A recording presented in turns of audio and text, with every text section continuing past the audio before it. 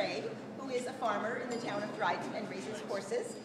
It was Marie who was alerted to the fact early on that her property and livelihood was threatened by potential implications of fracking in our area, and started to help arrange for the existence of the Dryden Resource Awareness Coalition. That sort of got things rolling and informed the town board that we had a problem in Dryden and we had to address it.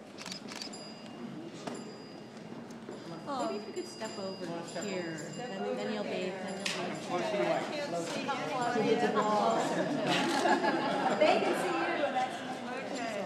I live in work in Dryden on a small farm that I've owned for about 30 years, and I live in a beautiful valley.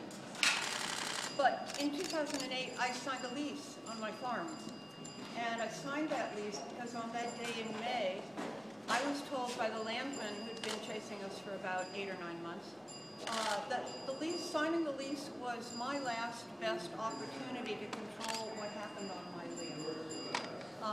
He told me that I'd never even noticed that the drillers were in there, that they would be in and out, nothing to bother us. So that was only one of the lies he told me that day. As I started to find out more about this new method of extracting fossil gas, I got horrified at what I had done. I went to educational forums and I started learning more, but most of all I learned that I wasn't alone. And in not being alone, that gave me courage. So in the spring of 2009, a small group of us came together and wanted to educate ourselves and our neighbors. It's the group that eventually became the Dryden Resource Coalition. In 2010, a member of our town board, Jason Leifer, let us know that the farm down the road from me, the farmer had not only leased and was anxious to have his land drilled, but that company had applied for a permit to drill there. We went to Mines and Minerals, we got a copy of that application, and we found it full of blanks. Shortly after that, I was in Albany, and I was told by DEC the missing information was okay, that Mines and Minerals would fill that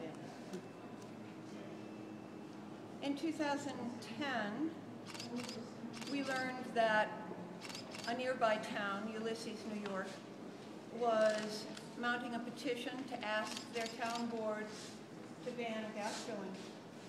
And so we sat around David and Helen Slotchy's kitchen table and we said, we could do that.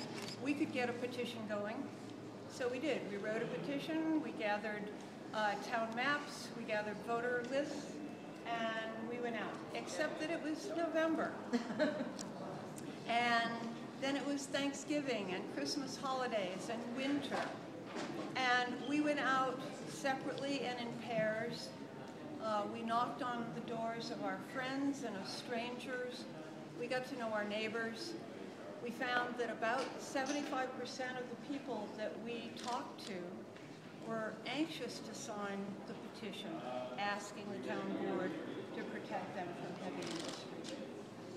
So in April of 2011, we presented the town board with petitions with 1,603 signatures asking them to take action that would keep heavy industry out of Dryden. And they did, and here we are.